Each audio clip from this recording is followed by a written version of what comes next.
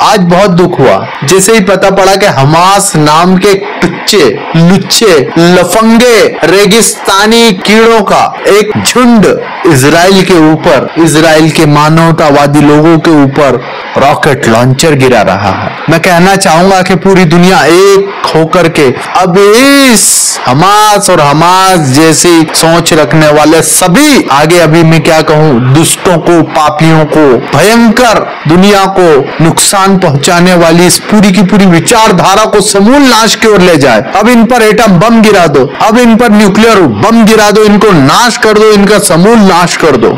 जब तक दानव मौजूद है मानव सुरक्षित नहीं रहेगा। दानवों का नाश करो। ये क्या चाहते हैं लुच्चे, ये लफंगे क्या चाहते हैं? पूरी दुनिया को नरक बना करके रख दिया है। जन्नत की लालच में है, 72 हुरों की लालच में पता नहीं कैसी कैसी गंदे लीचड़ छपरी सोच वाले लोग कौन अजीब सी किताबें पढ़ पढ़ के और हुरों की लालच में उछलने वाले, बम बांध करके फूटने वाले लोग, इनका समूल नाश करना पूरी दुनिया के सभी देशों को मैं कहना चाहूंगा। और भारत के शासन को, तंत्र को भी कहूंगा कि तुरंत इजराइल का साथ दें और हमास के सभी हरामियों को नष्ट कर दें। ऐसा नष्ट करे कि ये फिर उठ ना पाए। और इजराइल के साथ इस संकट की घड़ी में हम खड़े हैं। इजराइल को और इजराइल जैसे सभी देशों को जो इन दुष्टों से, इन पापियों से, इन अत्याचारियों से, आतंकवादियों से लड़ रहे हैं छाती ठोक करके, हम सभी इनको कहते हैं अकेले नहीं हो। हिंदू, सनातनी हिंदू तुम्हारे साथ है। और सुन लो हमास वालों, जाओगे ना वापस नहीं आओगे और कोई हूर नहीं मिलेगी। सभी भाइयों और बहनों को कहना चाहूंगा कि आई सपोर्ट इजराइल, ऐसे करके साथ दीजिए इजराइल का यहीं से। सभी ऐसी भावना के साथ इजराइल को पॉजिटिव वर्ड्स भेजें कि इजराइल विजय होगा और समूल नाश होगा उन सभी दुष्ट, पापी, अत्याचारी, आतंकवादी विचारधारा वाले लोगों का। जहां जहां मौजूद हैं वहां वहां नष्ट होंगे। कुछ टेररिस्ट लोग ने इस्लाम को बदनाम किया है और आपने कहा कि हम अच्छा काम कर रहे हैं, हक को फैला रहे, अमन को फैला रहे। आप कहते हैं, कुछ हद तक सही कहते, जैसे मैंने कहा कि जो मीडिया जिसे टेररिस्ट कहती है, वो टेररिस्ट कौन से टेररिस्ट है वो हमें जानना ज़रूरी है। कौन से टाइप के टेररिस्ट है कि वो जो लोग जो गलत काम कर रहे हैं उनके दिल में दहशत पैदा करे तो सही किस्म के टेररिस्ट है। जैसे भगत सिंह टेररिस्ट था लेकिन अच्छा था, उस तरीके से अगर कोई मुसलमान गलत लोगों के साथ लड़ रहे हैं हक के लिए तो सही है। लेकिन मैं ये भी जानता हूँ कि there are black sheep in a community. कुछ मुसलमान सिर्फ नाम के लिए, और अक्सर लोग समझते, ना ही गैर मुस्लिम, मुसलमान भी समझते हैं, वो जिहाद क्या समझते हैं, अगर कोई भी मुस्लिम किसी वजह से लड़ रहा है, चाहे वो ज़ाती फ़ायदे के लिए हो, चाहे वो नाम के लिए हो, चाहे पैसा के लिए हो, चाहे ज़मीन के लिए, उसे कहते हैं जिहाद। ये गलत फहमी है। जिहाद की मानी ये नहीं कि कोई भी मुसलमान कोई भी जो जंग करता है, चाहे ज़ाती फ़ायदे के लिए हो, चाहे नाम के लिए हो, पैसे के लिए हो, ज़मीन के लिए हो, उसे जिहाद नहीं कहते। जिहाद आता है लफ्ज़ जहादा से, means to strive, to struggle. जिहाद इस्लामिक टर्मिनोलॉजी में to fight against one's own evil inclination, हमारी खुद की गलत नफ्स से झगड़ना, जिहाद करना, उसे कहते हैं सही जिहाद। माशरे को सुधारना को कहा गया जिहाद।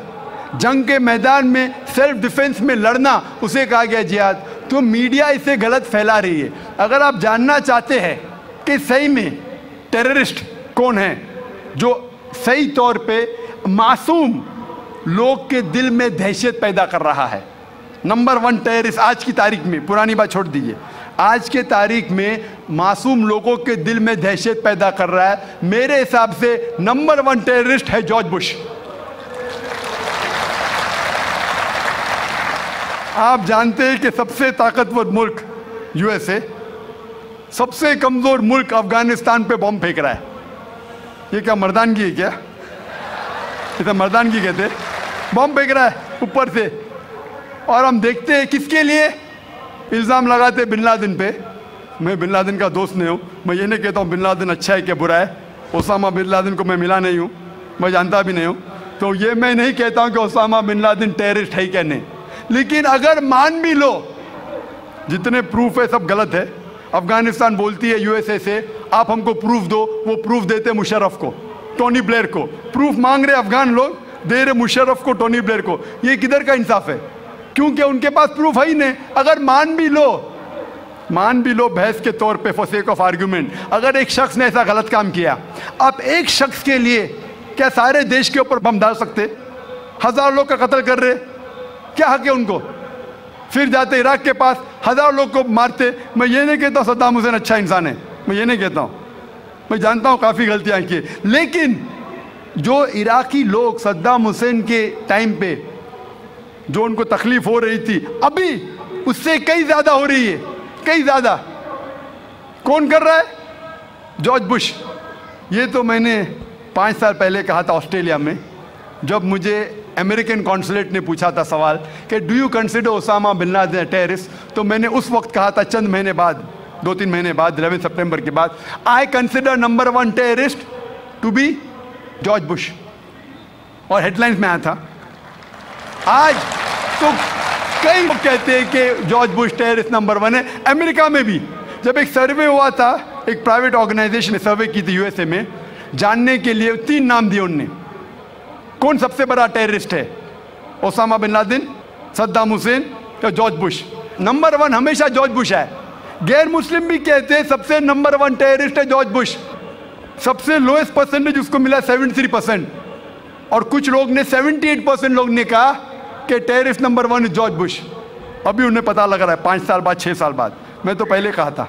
तो आप मुझसे पूछेंगे कि ये मीडिया ऐसे लोग को लेके उछाल रही है और मीडिया बदनाम कर रही, जो हालात हो रही है, कोई भी मजहबी, चाहे टेम्पल हो, चाहे चर्च हो, चाहे मस्जिद हो, कुरान में लिखा है उसको डिस्ट्रॉय नहीं करना चाहिए। कोई भी, कुरान की आयत है, do not destroy temples, churches, places of worship, गलत है, तो कुरान में भी लिखा है। तो कोई भी शख्स ये करता है, टेम्पल या मस्जिद या मोनेस्ट्रीज या सिनेगॉग्स को तोड़ता है, तो ये इंसानियत के खिलाफ है और कुरान मजीद के खिलाफ भी है। ये अपना हिंदुस्तान में जो है, पहले हिंदुज़म आया, बाद में बुद्धिज़्म आया, बाद में जैनिज़्म आया, और लास्ट में जाके सिखिज़्म आया। ये सब में कभी भी ऐसा झगड़ा लफड़ा बिपड़ा कुछ भी नहीं हुआ। इधर से जितना भी आया, जैसे जूइश है, बाद में क्रिश्चियंस है, बाद में इस्लाम है, ये तीनों में 1400 साल होने के बाद भी अभी तक क्यों लड़ाई झगड़े हैं? पहला सवाल ये है।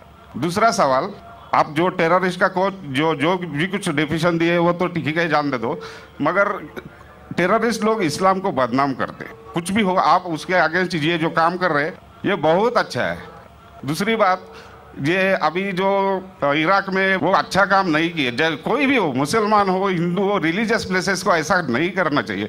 जरा बराबर से सवाल। भाई साहब ने 2 सवाल पूछा है। पहला सवाल पूछा है कि हिंदुस्तान में पहले हिंदू धर्म आया, हिंदुइज्म आया, फिर बुद्धिज़्म आया, फिर जैनिज़्म आया, फिर सिखिज़्म आया, लफड़ा झगड़ा नहीं हुआ। लेकिन ये जुडाइज़म, क्रिश्चियनिटी, इस्लाम में हमेशा झगड़ा है। क्यों? आप शायद अपने मज़हब के बारे में नहीं जानते। आपने महाभारत पढ़ी? महाभारत पढ़ी आपने? पूरी महाभारत में झगड़ा ही झगड़ा है।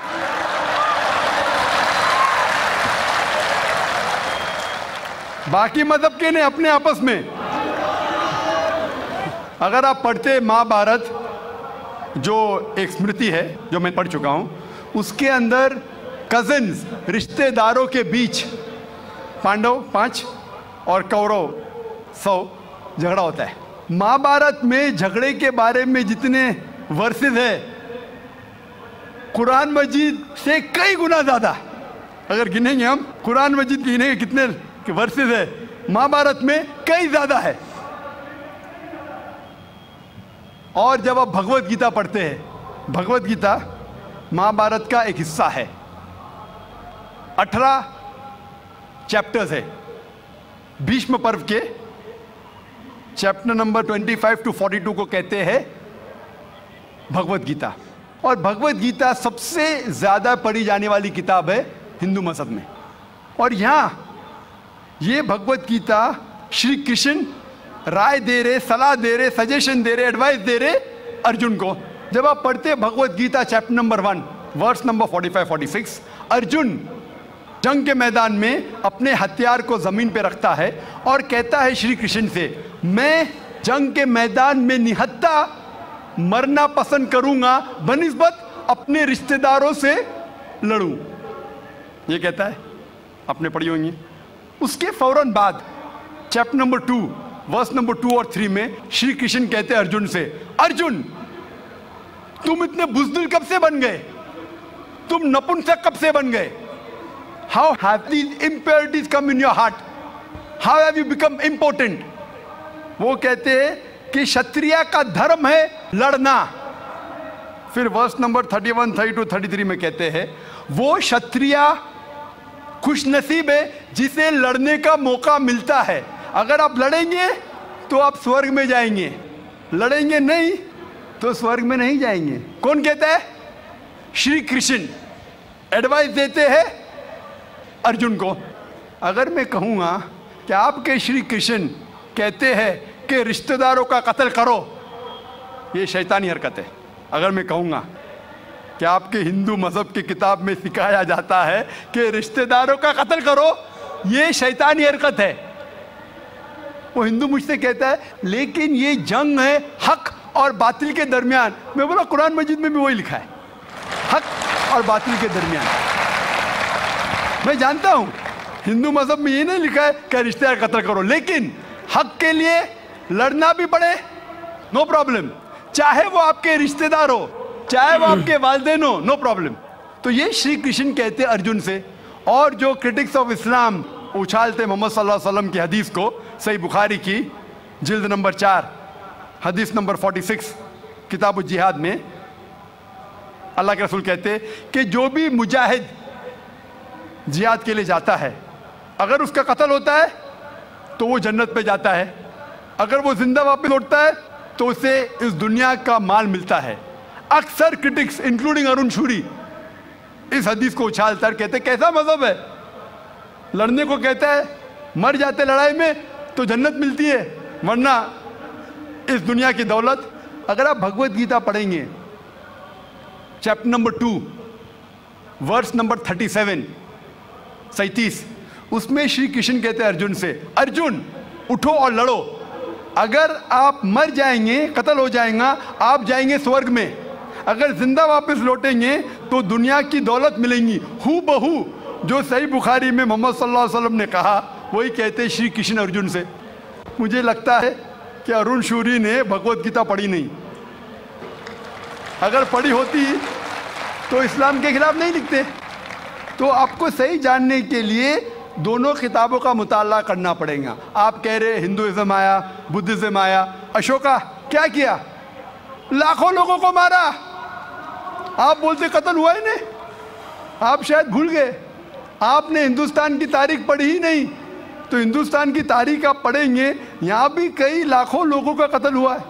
ना ही सिर्फ महाभारत के अंदर लिखा है, आप देखेंगे अशोका फिर वो दुनिया को त्याग करता है और फिर वो संत साधु बन जाता है, लेकिन पहले तो कत्ल किया किसने? तो आप देखेंगे हिस्ट्री में यहाँ भी कत्ल हुआ, जुडाइज्म में भी है, क्रिश्चियनिटी में भी है, इस्लाम में भी है। जहाँ भी आप देखते कुछ जगह जो झगड़ा हुआ, लड़ाई हुई, वो हक और बातिल के दरमियान, सही है। और कई जगह आप देखेंगे मासूम लोगों का कत्ल किया गया। आप जानते हैं in the history of the world, in the name of religion, मजहब के नाम पे जो सबसे ज्यादा कत्ल किए वो क्रूसेडर्स ने, ईसाईयत के नाम पे लाखों लोगों को कत्ल किया, ईसाईयत के नाम पे।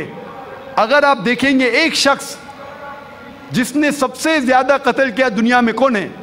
सबसे ज्यादा कत्ल किसी किया दुनिया में? हिटलर। हिटलर जूस का कत्ल किया, 6 मिलियन, कितने 60 लाख लोगों का कत्ल किया। मैं ये नहीं कह सकता हूं कि ईसाईयत गलत है। अगर हिटलर ने 60 लाख यहूदी का कत्ल किया, मैं ये नहीं कह सकता हूं कि ईसाईयत और बाइबल ये सिखलाती है। मैं बाइबल पढ़ा हूं, क्योंकि हिटलर ने 60 लाख यहूद का कत्ल किया, हम ईसाईयत को दोष नहीं दे सकते। लेकिन मैं जानता हूं कि ईसाईयत के नाम पे जो होली वॉर कहा जाता है, क्रूसेडर्स ने हजारों लोग को अपने सिर्फ मजहब को कन्वर्ट करने के लिए लाखों लोग का कत्ल किया। तो आप देखेंगे कई तारीख है, हिंदुस्तान में है, हिंदुस्तान के बाहर भी है, हिंदुइज़्म में भी है, बुद्धिज़्म में भी है, आप देखेंगे क्रिश्चियनिटी में भी है, इस्लाम में भी है। लेकिन जब टकराव होता है हक और बातिल का, तो हक के लिए बातिल के खिलाफ हमें लड़ना ज़रूरी है। तो ये आपकी गलतफहमी है। आपका दूसरा सवाल, क्या टेररिस्ट लोग ने